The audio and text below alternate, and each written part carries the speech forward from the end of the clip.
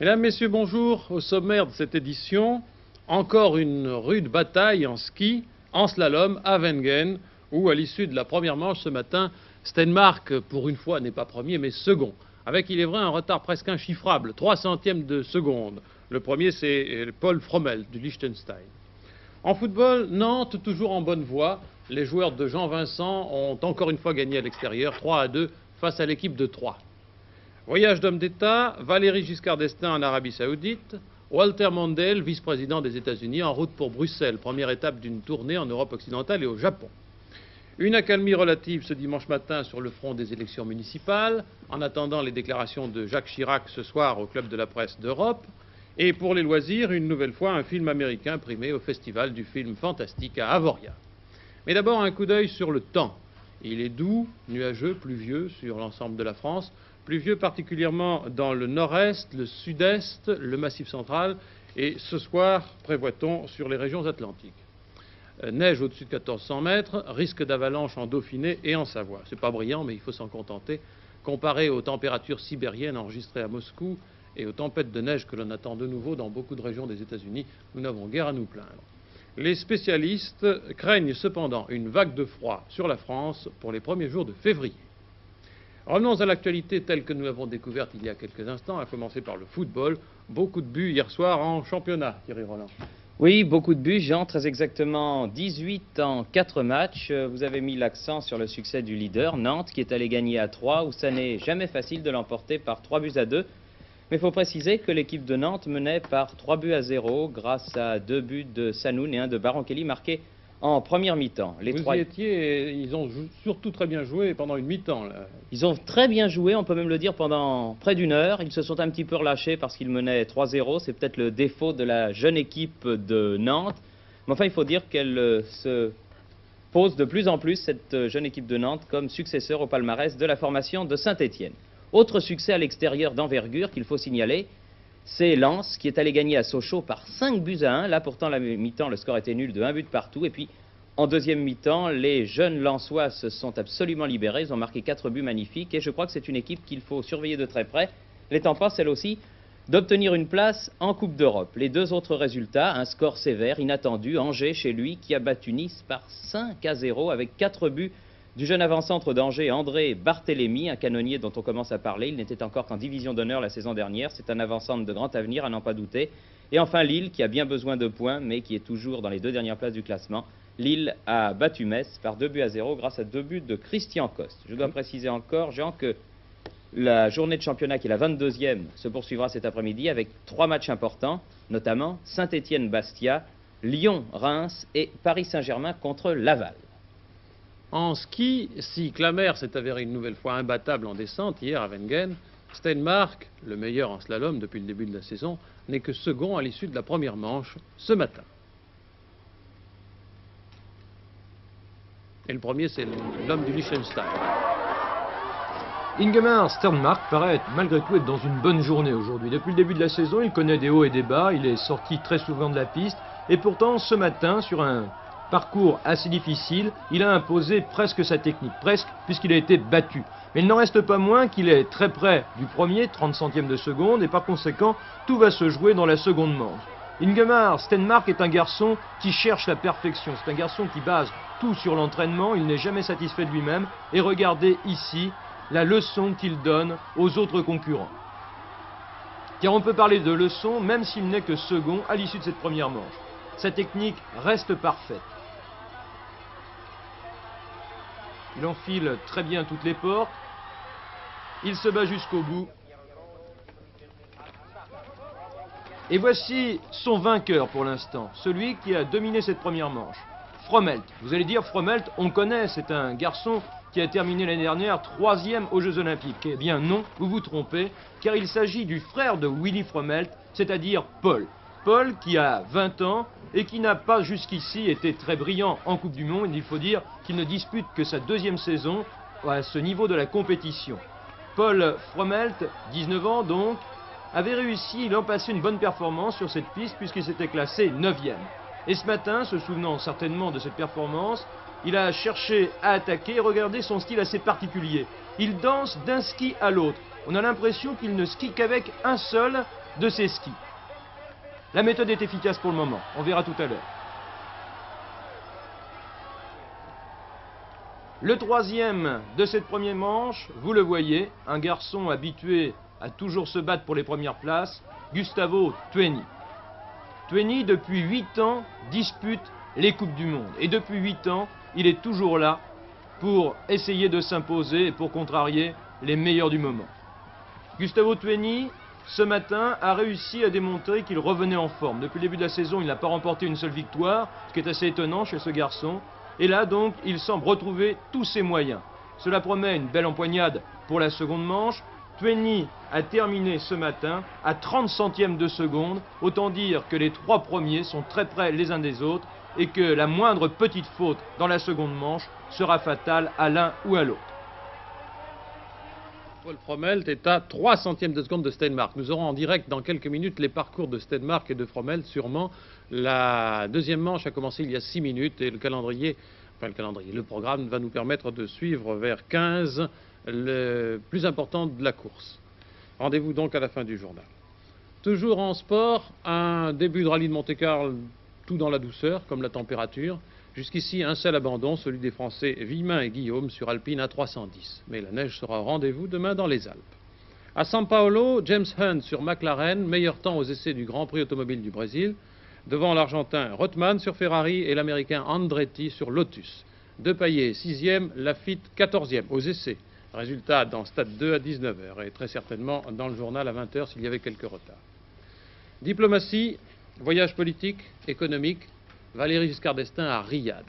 Pour la presse saoudienne ce matin, en se déplaçant personnellement à l'arrivée du président français hier alors qu'il est actuellement souffrant, le roi Khaled a voulu le plus beau des accueils pour le plus grand des amis. La politique, les problèmes du Proche-Orient ne seront évidemment pas absents des entretiens. M. Giscard d'Estaing a déclaré hier que le règlement du conflit impliquait nécessairement la satisfaction des intérêts et des aspirations des Palestiniens. Mais ce matin, le tête-à-tête qui a mis en présence le président français et l'homme fort d'Arabie Saoudite, le prince héritier Fahd, ce tête-à-tête a porté exclusivement sur les problèmes de l'énergie. Premier acte politique de ce voyage en Arabie Saoudite, premier entretien il y a à peine 2 heures entre le prince héritier, le président français et quelques instants plus tard le roi Khaled. Alors que cet après-midi, course de chevaux et dîner sous la tente, 2 traditions qui restent ici les plus populaires. Premier entretien donc, il doit y en avoir 3 autres, où l'on a surtout ouvert les 2 dossiers qui intéressent le plus Paris et Riyad.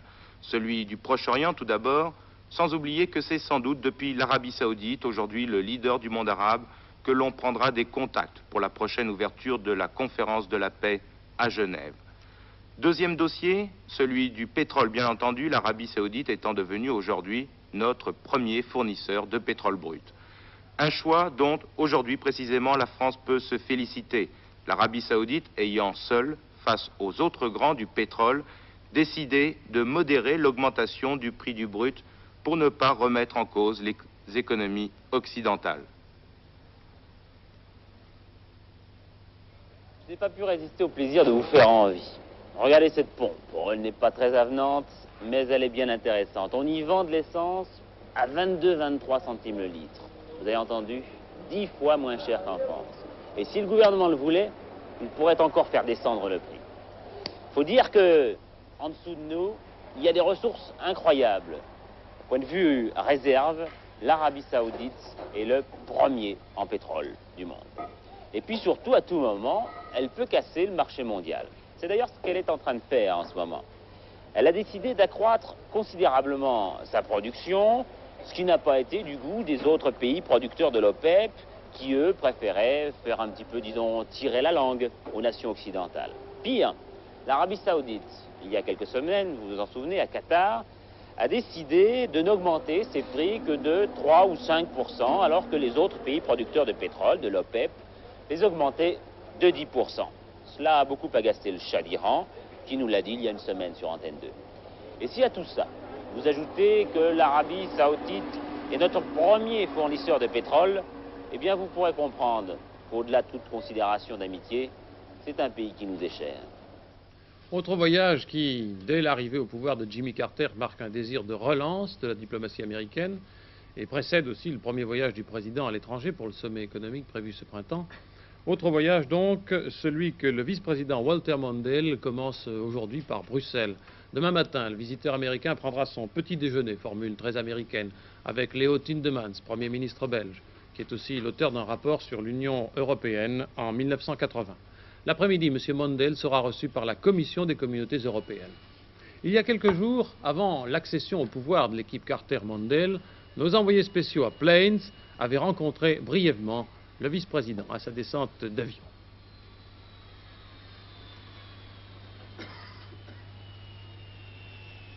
Le vice-président élu, Walter Mondale, arrive à Plains.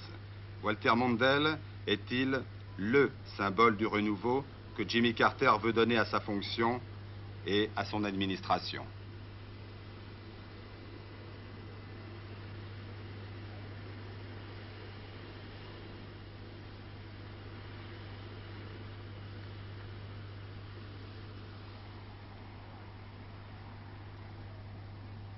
Né dans le Minnesota dans un village de 900 habitants. Walter Frédéric Mondale, 48 ans. Fritz pour les intimes. Fils de pasteur. Descendant d'émigrés danois. Avocat. Sénateur.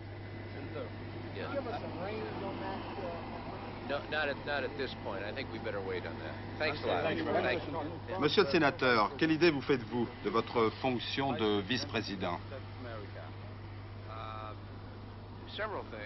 Je ferai plusieurs choses, en politique intérieure ou en politique étrangère. Je serai un conseiller direct du président et avec un éventail très large de responsabilités.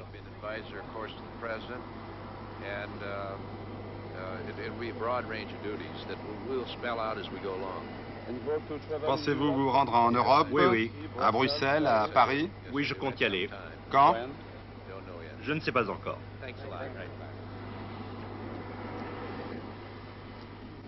C'est le lendemain de cette interview que Mondale laissait le soin au président élu d'annoncer la tournée européenne et au Japon du vice-président.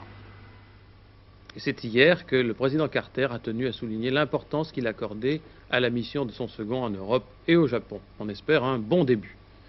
Fin de semaine difficile en revanche pour le président Anwar el-Sadat. Après les émeutes provoquées par la hausse des prix des produits alimentaires, le président égyptien réunit aujourd'hui ses experts économiques et espère l'aide de ses voisins. Le ministre des Finances de Qatar est attendu demain au Caire.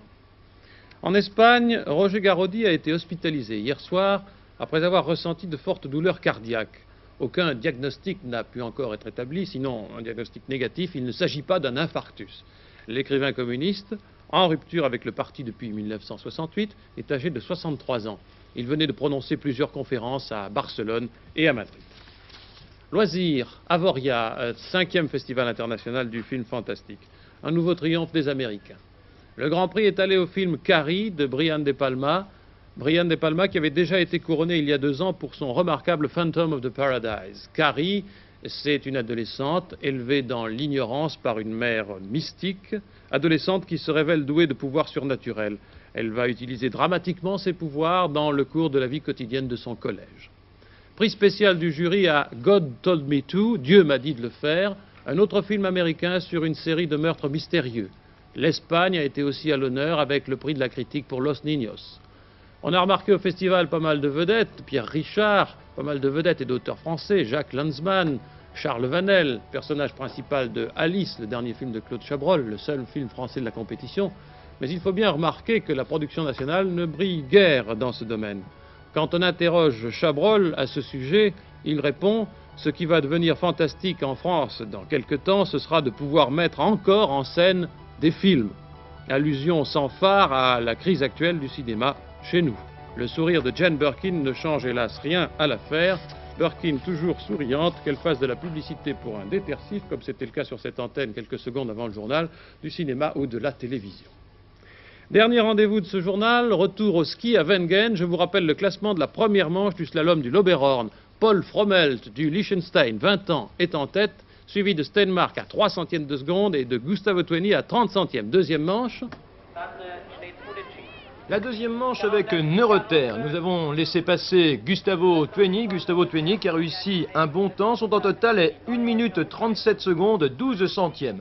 Neureter, lui, est beaucoup plus loin au classement. Il est 6e, mais à 88 centièmes de seconde seulement de retard sur Frommelt. Alors, il peut éventuellement, s'il arrive ici à grignoter les dixièmes de seconde, revenir sur les premiers, mais son temps est très moyen. Regardez, 50 secondes 93 centièmes, Neureter n'a pas réussi une bonne performance dans cette deuxième manche. Nous allons maintenant avoir Willy Frommelt, la révélation de la première manche.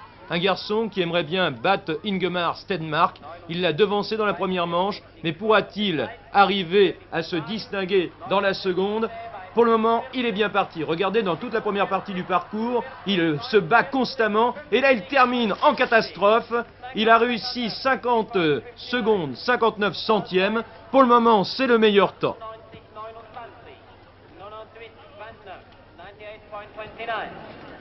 Am Start nun der führende Mann nach dem ersten Lauf. Au départ, le premier de la première manche. Frommelt, au départ, vous allez voir donc ce garçon en train de se battre. Il est très contracté, l'enjeu est important pour lui. C'est l'accession à l'élite de la compétition mondiale s'il remporte la victoire aujourd'hui. 3 centièmes de seconde seulement d'avance sur Ingemar Stenmark.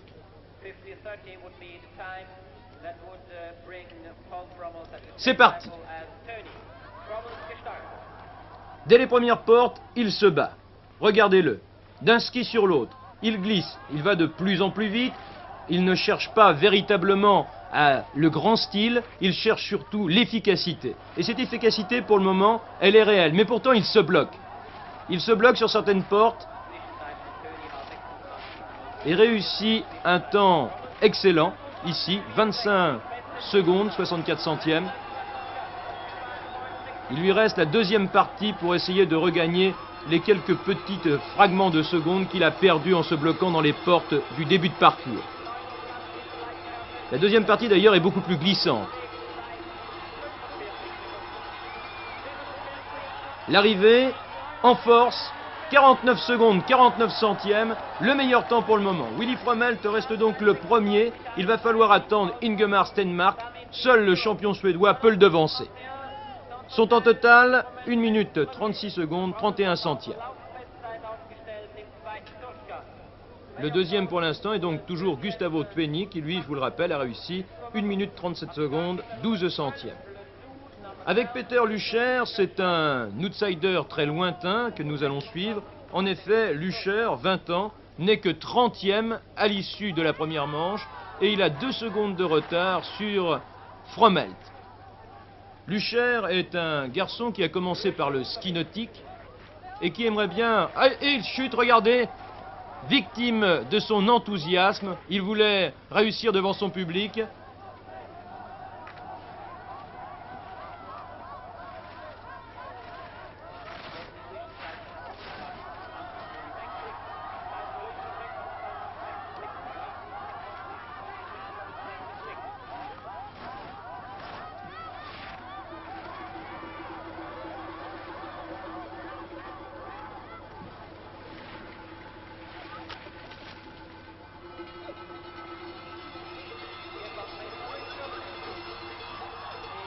Il avait réussi à se rétablir et il termine, mais très très loin. Lorsqu'on se bloque dans une porte, vous voyez, il est très déçu. Il n'est pas question ensuite de refaire son retard. Un Américain maintenant au départ.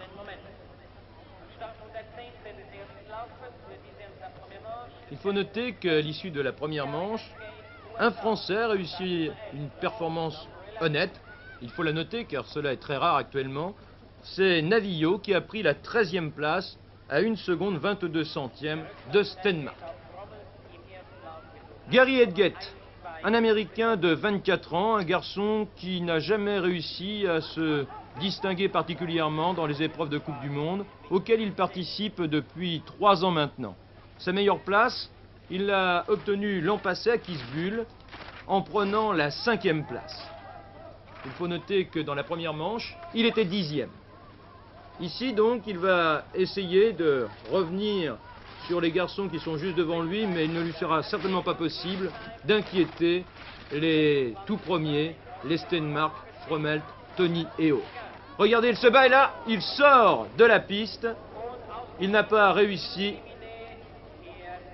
à conserver la maîtrise de ses skis.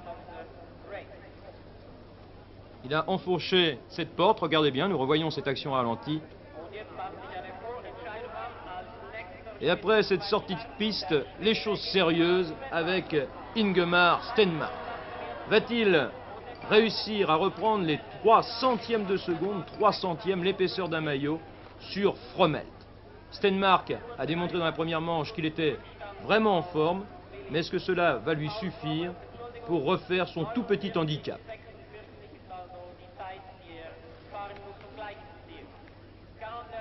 L'avantage pour Stenmark, c'est de savoir que Frommelt, dans la première partie de ce parcours, a commis des fautes. Et par conséquent, si lui arrive à rester bien en ligne dans cette première partie, obligatoirement, il aura regagné les 3 centièmes de handicap. Ingemar Stenmark, il est en train de se préparer.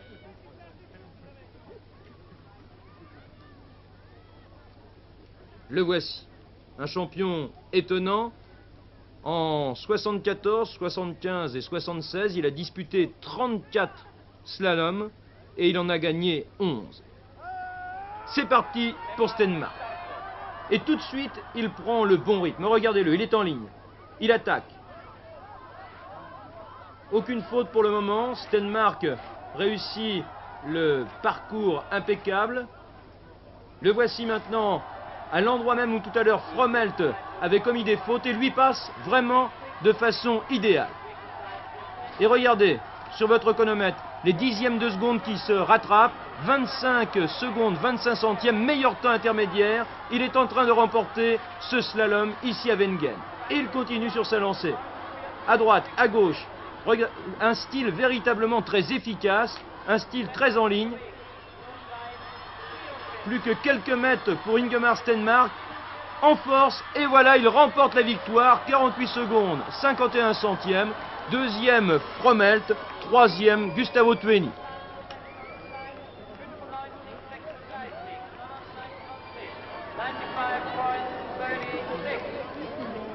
Reihenfolge an der Spitze jetzt also erst Stenmark, weiter